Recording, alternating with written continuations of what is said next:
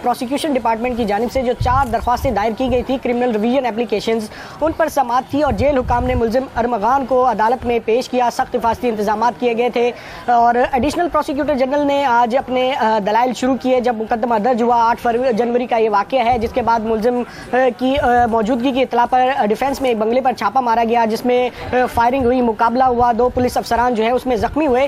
तो 10 फरवरी को मुल्जिम को पहले जिस्मानी रिमांड के लिए इंसदाद दहशतगर्दी की अदालत नंबर 1 के मुंतजिम जज की अदालत में पेश किया गया था, जहां पर उन्हें पहले 2 रोज़ के जिस्मानी रिमांड की मंजूरी के बाद वर्बल इंस्ट्रक्शंस के जरिए एक मेडिकल कराया गया, जिसमें तफ्तीशी अफसर मीर अशफाक ने भी अदालत को बताया। तो जस्टिस जफर अहमद राजपूत ने ये इस्तफसार किया कि क्या आपको कोई रिटन ऑर्डर मिला था जिसके बाद आपने जाके मुल्जिम का MLO कराया है। तो उस पर तफ्तीशी अफसर ने कहना था कि वर्बल इंस्ट्रक्शंस दी गई थी कोर्ट की जानिब से, जिसके बाद उसका मेडिकल कराया गया है। ताहम 7 बजे के बाद जो है वो मुल्जिम को जेल कस्टडी के अहकामात मिले।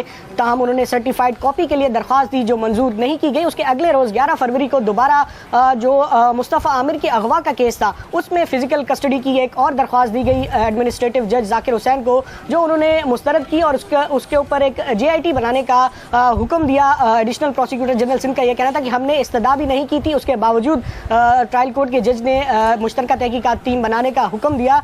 तो इसके बाद अगले रोज़ भी पुलिस ने कोशिश की वहाँ पर सर्टिफाइड कॉपीज़ के लिए, लेकिन वो नहीं दी गई।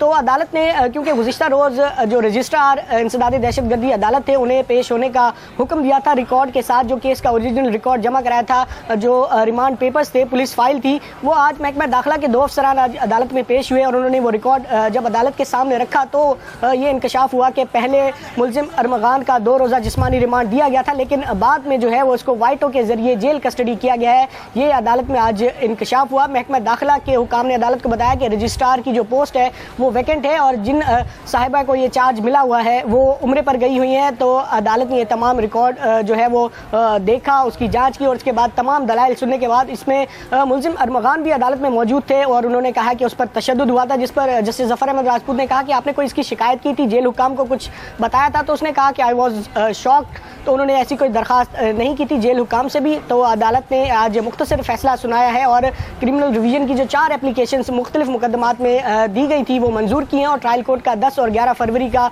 जो इंसदाद दहशतगर्दी अदालत नंबर 1 का फैसला था वो कलअदम करार देते हुए ये हुक्म दिया कि मुल्जिम को आज ही जेल हुकाम जो है वो कस्टडी जो है वो तफ्तीशी अफसर के हवाले करें और इंसदाद दहशतगर्दी अदालत नंबर 2 के जज की अदालत के सामने उन्हें पेश किया जाए, जहाँ पर आज मुल्जिम ने उसे पेश किया और कमरे अदालत में आते ही मुल्जिम जो है वो गिर गया और बेहोश होने की ज़ाहिरी तौर पर जो है वो कोशिश करता रहा। तो अदालती अमले ने उसे वहीं बेंच पर ही लिटा दिया।